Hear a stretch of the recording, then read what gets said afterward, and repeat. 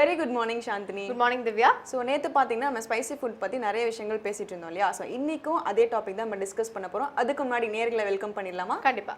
நேர்கள் அனைவருக்கும் புத்தம் புது காலை வணக்கம்.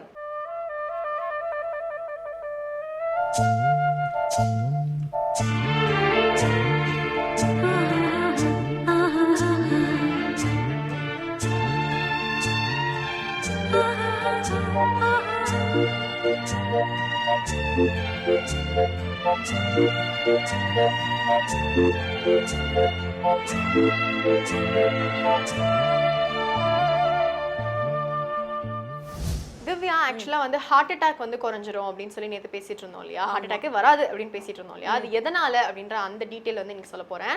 ஸோ பொதுவாக அந்த ஹார்ட் அட்டாக் எதனால வருது அப்படின்னா வந்து பம்ப் பண்றது ஒரு செகண்ட் வந்து ஸ்ட்ரோக் மாதிரி நின்றோம் அப்படின்ற மாதிரி சொல்றாங்க. முக்கியமா ஹார்ட்டோட வால்ஸ் வந்து கொஞ்சம் ஹெல்த்தியா இருந்தது அப்படின்னா ஹார்ட் அட்டாக் வராது அப்படின்னு சொல்லுவாங்க. இந்த ஹார்ட்டோட வால்ஸை வந்து கரெக்டா வச்சுக்கிறதுக்கு வந்து சில்லி பெப்பர் இதெல்லாம் வந்து ரொம்பவே உதவி செய்யுது அப்படின்ற மாதிரி சொல்றாங்க. ஸோ இதனால என்ன ஆகுது, ஹார்ட்டோட வால்ஸ் வந்து கரெக்டா பம்ப் ஆயிடுச்சு அப்படின்னாலே நமக்கு பிளட் ப்ரெஷர் வந்து நார்மல் ஆயிருமா. ஸோ பிளட் ப்ரெஷர் ஜாஸ்தியா இருக்கிறவங்க சில்லியை டெய்லி அவங்களோட உணவுல சேர்த்துக்கிட்டு வந்தாலே அவங்களோட பிபி வந்து நார்மலைஸ் ஆயிரும் அப்படின்ற மாதிரி சொல்றாங்க. ஸோ ஸ்பைசி ஃபுட் வந்து ரொம்பவே நம்மளுக்கு வந்து யூஸ்ஃபுல்லான ஒரு ஃபுட்டாகவே இருக்கு. அண்ட் மோஸ்ட்லி வந்து நம்ம எல்லாத்துலேயுமே அந்த ஸ்பைசி திங்ஸ் வந்து ஆட் பண்ணிப்போம் இல்லையா ஃபுட்ல. ஸோ ரொம்பவே அழகாக சொன்னீங்க சாந்தினி. ஸோ இதை தொடர்ந்து நம்ம ஃபர்ஸ்ட் செக்மெண்ட் என்னன்னு பார்த்துடலாமா? பார்த்துலாம். இது சூரியோதயம்.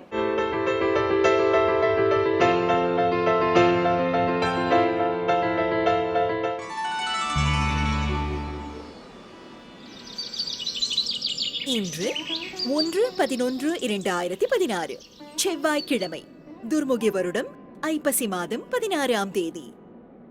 இன்று சூரியோதயம் 6:02. ராகு காலம் மாலை 3 மணி முதல் 4:30 மணி வரை.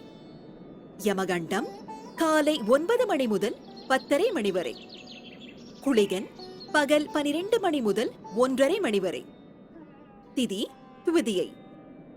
நட்சத்திரம் பிற்பகல் 3:01 வரை விசாகம், பிறகு அனுஷம்.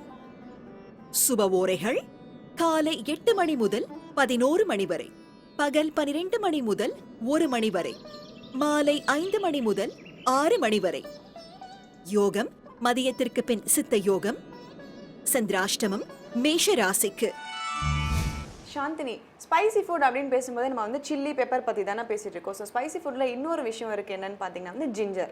ஸோ நார்மலாக வந்து டீ அண்ட் மற்ற விஷயத்தில் எல்லாத்துக்குமே வந்து நம்ம ஜிஞ்சர் ஆட் பண்ணிப்போம் இல்லையா? ஸோ நம்ம பாடியில் பார்த்தீங்கன்னா செரட்டானின் அப்படின்ற ஒரு காம்பவுண்ட் வந்து இருக்குது. ஸோ இது வந்து ஜிஞ்சர் இன்டேக் பண்ணுறதுனால என்ன ஆகும்னா அந்த செரட்டானிக் அப்படின்றது வந்து ரொம்பவே ஆக்டிவாக இருக்கும். அண்ட் டிப்ரெஷன்லேருந்து ரொம்பவே நம்மளை வந்து ப்ரொடெக்ட் பண்ணும் அப்படின்னு சொல்கிறாங்க. ஓகே, ஸோ சீக்கிரமாக டிப்ரெஷன் வராமல் இந்த செரட்டானின் வந்து நம்மளை காப்பாற்றுது. ஆமாம். ஸோ அதை வந்து பூஸ்ட் பண்ணுறதுக்கு ஜிஞ்சர் தேவைப்படுது இல்லையா? ஸோ எல்லாரும் இனிமேல் ஜிஞ்சர் டீ வந்து ரெகுலராக குடிக்கணும் அப்படின்னு சொல்லிட்டு, அடுத்ததா பாத்தீங்கன்னா லலிதாம்பிகைக்கு 1000 பெயர்கள் இருக்கு. அந்த பெயர்களுக்கு உண்டான காரணங்களும் ஸ்தோத்திரங்களும் சொல்றதுக்காக இலக்கிய மேகம் ஸ்ரீனிவாசன் அவர்கள் காத்துட்டு இருக்காரு. பார்த்தலாமா? பார்த்துடலாம். இது ஸ்ரீ லலிதா சகஸ்ரநாமம்.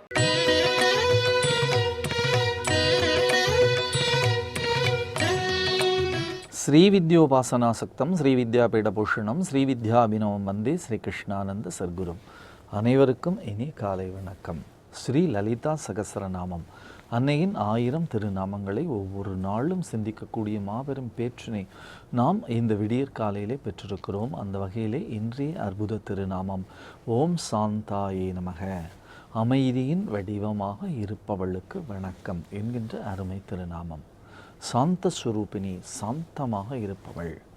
புதுக்கோட்டையிலே அம்பிகையை பிரதிஷ்டை செய்த மகானுடைய திருநாமம் சாந்தானந்த சுவாமிகள் என்பது.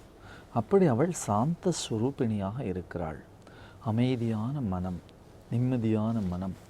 இந்த மனம் செயல் இழந்து தன்னை இழந்து நிற்கக்கூடிய அந்த நிலையிலே மனம் நிரம்பி போய் தன்னை இழந்த நிலையிலான அமைதி என்று ஞான அனுபவத்தை சொல்லுவார்கள்.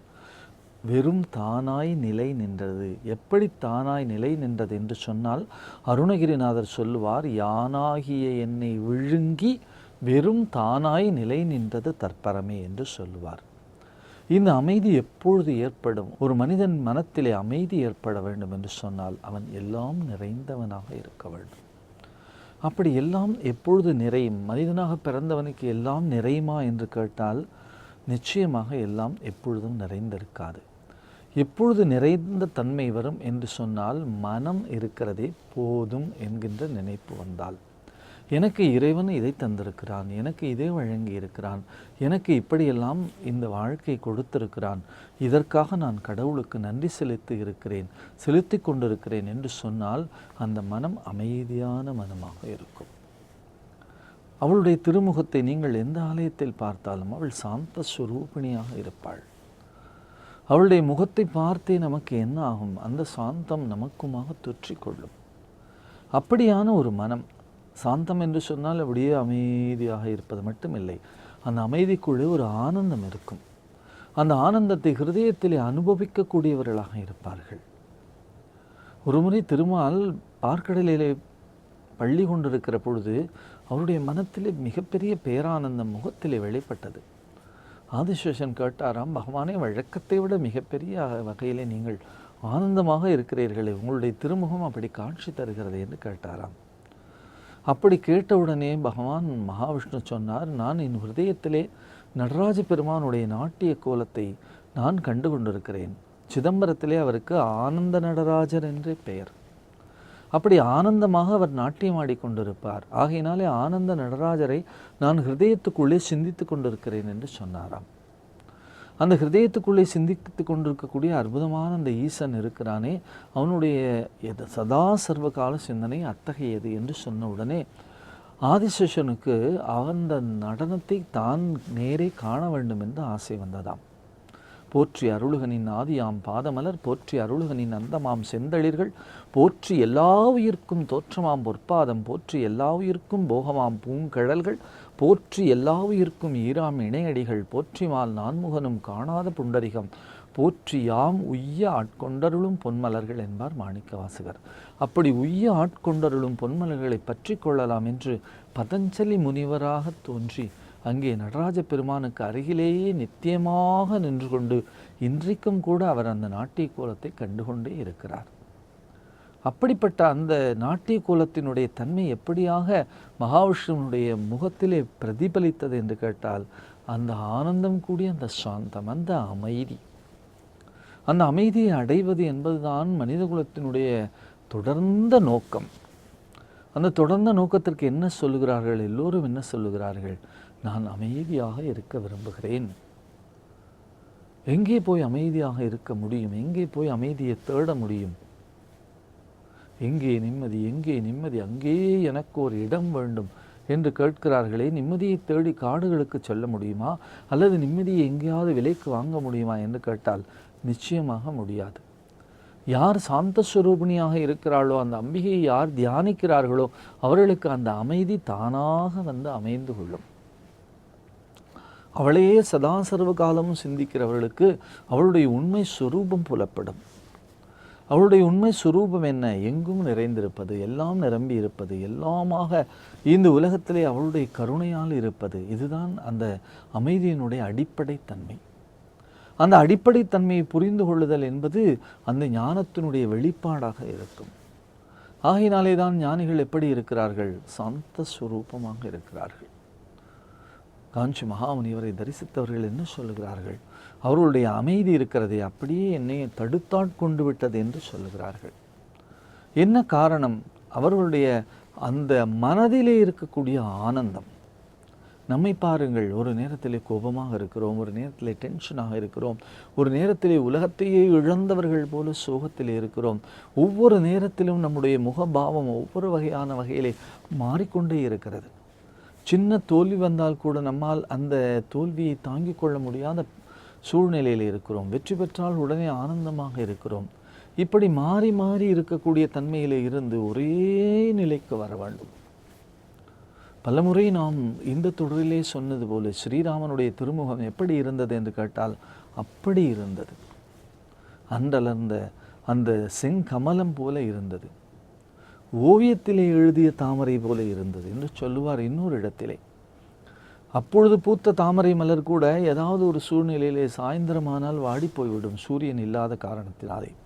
ஆனால் ஓவியத்திலே ஒரு அழகான தாமரை மலரை, மலர்ந்தது போன்ற மலரை வரைந்து விட்டால் அந்த ஓவியம் எப்பொழுதுமாக இருக்குமே. அதுபோல அவர்களுடைய முகம், ராமனுடைய முகம் இருந்தது என்று சொல்வார்கள். அப்படி இருந்தது என்று சொன்னால் அதற்கான காரணம் என்ன? இன்பத்தையும் துன்பத்தையும் சரிசமமாக பாவிக்கக்கூடிய மாபெரும் தன்மை அவர்களிடத்தில் இருந்தது. ஆகையினாலே தான் எது வந்தாலும் சரி, எது போனாலும் சரி, அவர்கள் கலக்கமற்றவர்களாக இருந்தார்கள். அந்த உயர்ந்த நிலைக்கு வர வேண்டும். பரதேவதை பொறுத்த வரைக்கும் என்ன, பராசக்தியை பொறுத்த வரைக்கும் அவள் எல்லாமாக நிரம்பி இருக்கிறாள் என்பதனாலே அவளுக்கு வரவும் இல்லை, போக்கும் இல்லை. ஆகையினாலே மாணிக்கவாசகர் சொல்லுவார், போக்கும் வரவும் இல்லாத தன்மையினாக அவன் இருக்கிறான். போக்கு வரவற்ற தன்மையிலே அவன் இருக்கின்றான். போக்குவரவற்ற தன்மையிலே அவன் இருப்பதினாலே அவன் எப்படி இருக்கிறான்? எப்பொழுதும் சாந்தமாக இருக்கிறான், எப்பொழுதும் அமைதியாக இருக்கிறான், எப்பொழுதும் நிம்மதியாக இருக்கக்கூடிய சூழ்நிலையிலே இருக்கிறான். இந்த குணங்களை கடந்த அமைதி அது. அமைதி என்று சொன்னால் நாம் என்ன சிந்திக்கிறோம்? இந்த குணங்களிலே இருக்கக்கூடிய அமைதி என்று சிந்தித்து விடக்கூடாது. நமக்கு அமைதி என்று சொன்னால் குணங்களிலே உள்ள அமைதி. பராசக்திக்கு அமைதி என்று சொன்னால் குணங்களுக்கு அப்பாற்பட்ட அமைதி. ஆகையினாலே தான் அவளை நிர்குணா என்று சொன்னோம். இப்பொழுது நிர்குணாவாக இருக்கக்கூடியவளிடத்தில் இருக்கக்கூடிய அமைதி இருக்கிறதே, அது இந்த பிரபஞ்சத்தினுடைய அமைதி. வானியல் சாஸ்திரத்திலே மிகவும் தேர்ந்தவர்கள் அந்த காலத்தில் என்ன சொன்னார்கள்? இந்த பிரபஞ்சத்திலே ஒரு அமைதி இருக்கிறது, இந்த பிரபஞ்ச அமைதியிலே ஒரு ஹ்ரீங்காரம் இருக்கிறது, இந்த பிரபஞ்ச அமைதியிலே ஓம் என்ற ஒலி இருக்கிறது. இந்த கடல் அலை அப்படியே வீசிக்கொண்டே இருந்தாலும் நீங்கள் அமைதியாக அங்கே போய் அமர்ந்து கேளுங்களேன், அந்த கடல் அலையிலே ஒரு ஓங்காரம் உங்களுக்கு அப்படியே கேட்கும். அதை நாம் தியான நிலையிலே இருந்து உணர முடியாவிட்டாலும் நீங்கள் எப்பொழுதாவது திருச்செந்தூருக்கு செல்லுங்களேன். திருச்செந்தூருக்கு சென்றால் அந்த திருச்செந்தூரிலே சுவாமி சன்னதிக்கு போகக்கூடிய பாதையிலே ஒரு துவாரம் இருக்கும். அந்த சுவற்றிலே, கல் சுவற்றிலே, அந்த துவாரத்திலே காதை வைத்து கொண்டு கேட்பார்கள். அந்த அலையினுடைய ஓங்கார சப்தம் நமக்கு அப்படியே கேட்கும், நேரடியாக கேட்கும். அது எப்படி அந்த சூழ்நிலை உருவானது என்று கேட்டால், அந்த பிரபஞ்சம் அந்த அமைதியை தனக்குள்ளே அடக்கி வைத்திருக்கிறது என்று சொன்னார்கள். இந்த அமைதியை தனக்குள்ளே அடக்கி வைத்திருப்பதற்கான முயற்சியை நாம் பலவாறாக பிறவிதோறுமாக முயற்சி செய்து கொண்டே இருக்கிறோம். ஆனால் அது நமக்கு சித்திக்க வேண்டுமானால் எப்பொழுதுமாக குணங்களை கடந்த சாந்த சுரூபிணியாக இருக்கிறாளே பரதேவதை, பராசக்தி, ஸ்ரீவித்யா ராஜராஜேஸ்வரி, அவளை தியானிக்க தொடங்கினோம் என்று சொன்னால் நம்முடைய மனமும் அது போன்ற சாந்த சுரூபத்தை அனுபவிக்கும். அந்த சாந்த சுரூபம், அந்த திருவருள் குருநாதருடைய கருணையினாலே, அம்பிகையை தியானிப்பதினாலே நமக்கும் அந்த பூரணமான நிலையும் அமைதியும் சாந்தமும் என்றும் நிலைத்திருக்க வேண்டும் என்று இந்த விடியற் காலையிலே பிரார்த்தித்து, ஓம் சாந்தாயை நமக, அமைதியானவளுக்கு வணக்கம் என்று சொல்லக்கூடிய திருநாம மங்களத்தை பெருக்கி அள்ளித்தர வேண்டும் என்று பிரார்த்தித்து, லலிதா சகஸ்ரநாமத்தின் அற்புத திருநாமங்களை தொடர்ந்து சிந்திப்போம். நாளை சந்திப்போம். நன்றி, வணக்கம்.